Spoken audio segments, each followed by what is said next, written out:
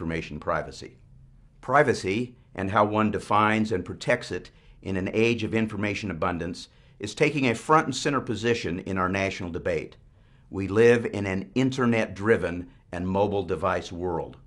A world where consumer profiling, pervasive surveillance, big data information systems, and biometrics, coupled with an ethos of sharing through social media, has enabled government, businesses, and individuals to monitor our everyday lives and to collect, aggregate, use, and sell personal information on a scale never before imagined. Some say privacy is dead or on its last death rattle. Others say privacy is alive and still highly valued, and that we are merely entering into a time where the contours of privacy are being reshaped to reflect our changing world. Whatever the case may be, the next few years will witness some epic and fierce battles between the competing values of privacy and transparency. These battles will be fought in corporate boardrooms, in our national and state legislatures, and ultimately in our courts.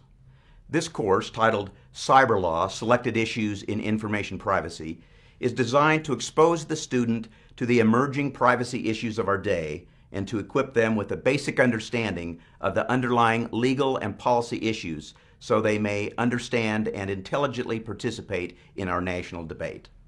The next 17 video lectures are but a small part of the pedagogy for the course and are intended to impart basic information about a topic sufficient to provide students with an adequate knowledge foundation to facilitate a more in-depth discussion of the topic in class. The videos are integrated with the course privacy blog topics and questions of the week that students must research and post on their class blog each week.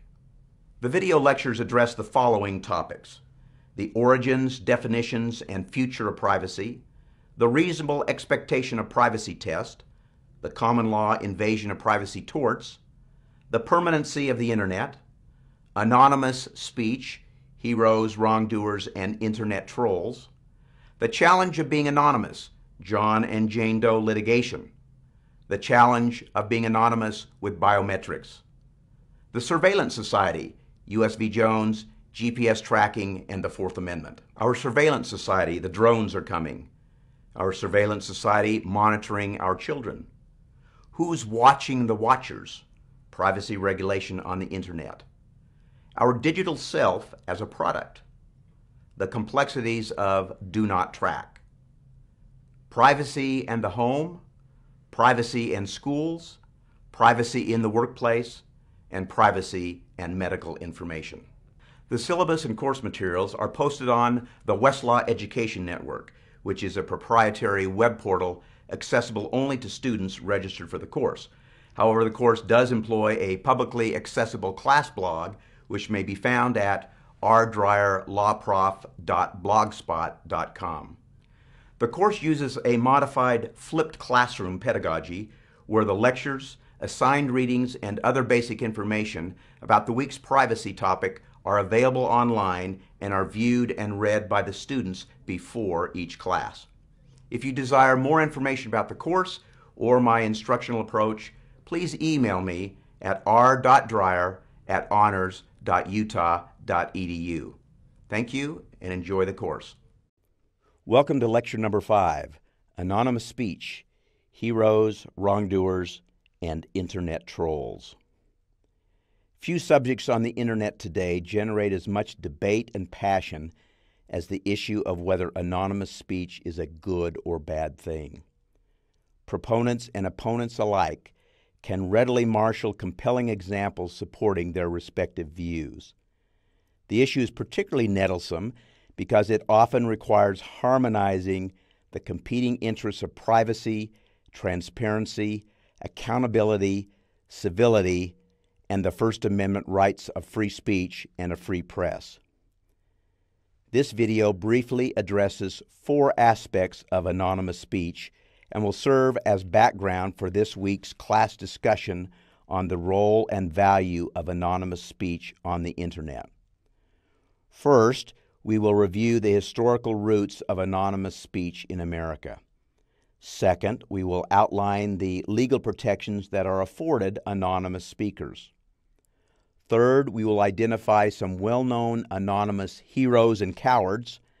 And finally, we will discuss the internet culture of opaque usernames and handles and how that culture is at odds with the current trend of requiring real names on social networking sites. For centuries, anonymous commentators have addressed social, religious, and political controversies and have been catalysts for change. The Federalist Papers, so influential in our democracy, were penned by anonymous authors. C.S. Lewis and Ben Franklin wrote under assumed names. And well-known authors Mark Twain, Lewis Carroll, and George Orwell are actually pen names. The muckraking journalists who wrote about government corruption in the 1920s and 30s often used pseudonyms.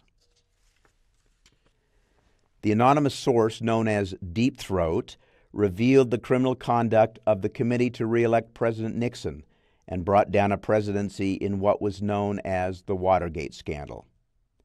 More recently, we have seen dissidents in the Middle East, protected through anonymity, use social media to foster democratic movements in the so-called Arab Spring of 2011.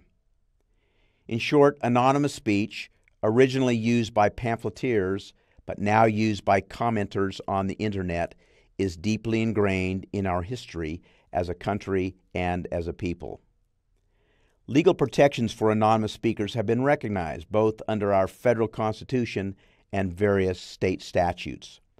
The United States Supreme Court has held that the First Amendment rights of free speech and a free press provide substantial protection to anonymous speech.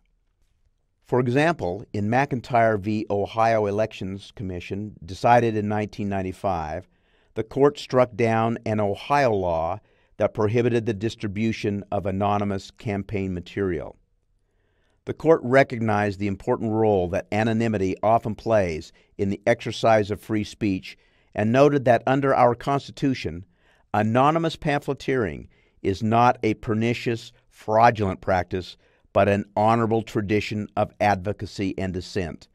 Anonymity, said the court, is a shield from the tyranny of the majority.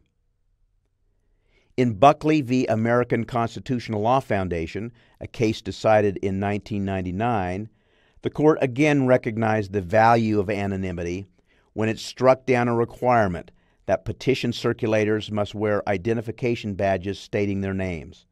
The court noted that the law infringed upon free speech by compelling identification, quote, at the precise moment when the circulator's interest in anonymity is the greatest, end of quote.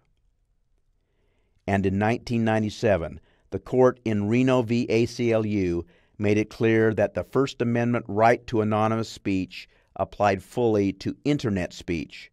This principle was later reaffirmed by the court in 2010 when the court allowed an anonymous blogger to sue for violation of his civil rights when law enforcement wrongfully obtained his identity via a criminal subpoena to the blogger's internet service provider. But the right of anonymity is not absolute and is often balanced against other rights, such as the government's right to regulate false advertising and the right of an aggrieved party to seek judicial redress for an injury. As a consequence, the right to unmask the anonymous speaker who engages in deceitful commercial speech or who libels or slanders someone has been recognized. This is a developing area of the law and also implicates various statutory laws enacted by states to protect reporters' confidential sources, so-called SHIELD laws. Utah recognizes a limited right of journalists to protect anonymous sources by court rule. Let's now briefly identify some recent anonymous heroes and cowards. Two famous examples of anonymous heroes readily come to mind. The first is Deep Throat of Watergate fame, who exposed the criminal acts of the committee to re-elect Richard Nixon. A more recent example, and one that involves the internet, is Wael Ghonim, the now famous Egyptian whose Facebook page, created under a fictitious name, inspired thousands to join in popular uprisings against oppressive governments in Egypt, Tunisia, and Yemen.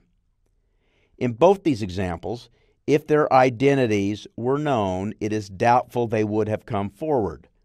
These are two examples of the positive side of anonymity. Anonymity on the internet has a dark side, however, in that it often enables anonymous persons to inflict harm without accountability. Let's look at some recent examples. The anonymous person who created a fake Facebook page, ostensibly of a Hawaii Supreme Court nominee, and then posted racist comments in an effort to hijack her confirmation. The anonymous person who intentionally tried to harm Britton Heller by posting a message thread titled "Stupid Bitch to Attend Yale Law" on a law-related website and falsely stating that she had bribed her way into law school and had had a lesbian affair with a school administrator. And perhaps the most infamous internet troll, Violent Acres, who posted sexualized images of underage girls on several Reddit threads he created entitled "Jailbait" and "Creep Shots." The persons involved in the first two examples remain unknown. Violent Acres was recently outed by Gawker Online magazine in a lengthy story about internet trolls that is part of your assigned reading. The internet fosters uninhibited and robust speech, and the use of internet handles is commonplace. For example, my Twitter handle is MediaLawGuy. This is not to hide my identity, as my real name and photo are displayed, but it is a way to describe myself in shorthand to those who read my tweets. People often have an online persona that is markedly different than their real-world image, and they want to maintain that separation. For example, the third-grade teacher who writes racy romance novels under a pseudonym understandably wants to keep her life as a writer private from her students and perhaps fellow teachers. Pseudonyms are frequently used, often for legitimate reasons. Members of marginalized communities, such as the LGBT community, people with disabilities, or victims of sexual abuse often want to express themselves, but without the danger of rejection or discrimination. But the freedom that anonymity enables has come with a price. Anonymity, unfortunately, has spawned incivility, emboldened trolls, and allowed a growing number of persons to inflict harm without accountability. As a consequence, several states have made it a crime to create a fake online profile for the purpose of harming another. And many social networking sites have adopted a real names policy, most notably Facebook, Google+, and more recently, YouTube.